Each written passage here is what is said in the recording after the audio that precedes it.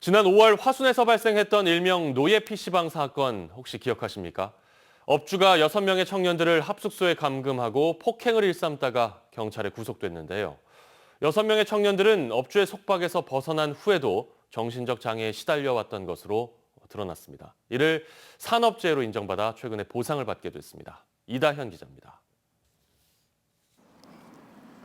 지난 5월 화순의 한 아파트에 경찰과 소방대원이 들이닥쳤습니다. 20대 PC방 직원 6명이 업주에게 폭행과 협박, 감금을 당하고 있다는 신고를 받고 출동한 겁니다. PC방 업주 30대 이모 씨는 매출이 떨어졌다는 이유로 혹은 기분이 좋지 않다는 이유 등으로 직원들을 무자비하게 폭행했습니다. 경찰에 긴급 체포된 업주는 이후 구속돼 재판에 넘겨진 상태지만 피해 청년들의 상처는 좀처럼 아물지 않고 있습니다. 새 출발하려 하니 두려움도 많이 보이고 아직까지는 비정상적으로 많이 보입니다. PC방 업주는 이후 계속되고 있는 재판에서 피해자들과 동업 계약서를 썼기 때문에 동업자 관계라고 주장하고 있는 것으로 전해집니다.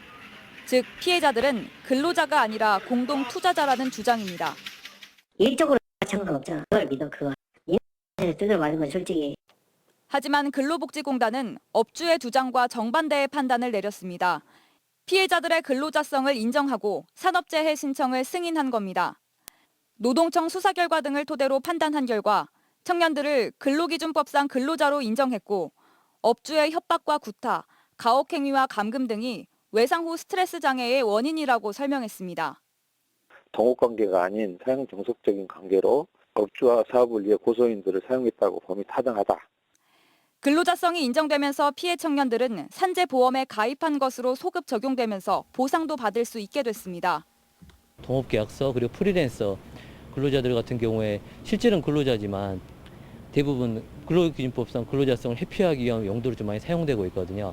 사용 종속 관계가 인정되어 있고 실제로 봤을 때 근로기준법상 근로자성이 인정되기 때문에 이번 산재 인정에는 직장 내 괴롭힘과 폭행, 성희롱 등에 의한 외상 후 스트레스 장애도 업무상 재해로 인정될 수 있다는 점도 보여줍니다. MBC 뉴스 이다현입니다.